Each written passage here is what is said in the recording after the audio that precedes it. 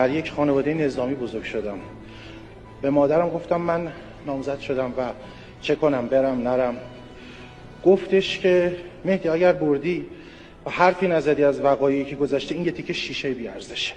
من تو رو زیر بمبارون جنگ وقتی پدرت تو پدافند هواپیمای عراقی رو ساقط میکرد بزرگ کردم.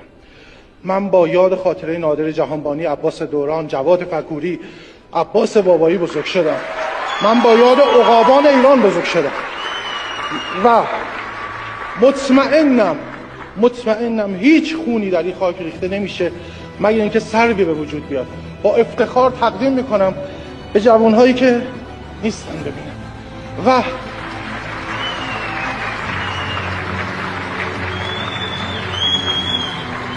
و آخرش همسرم که آخرین شنونده سکانس آخر بود، مریم 900 کیلومتر دورتر در گور خود خفته منو ببین.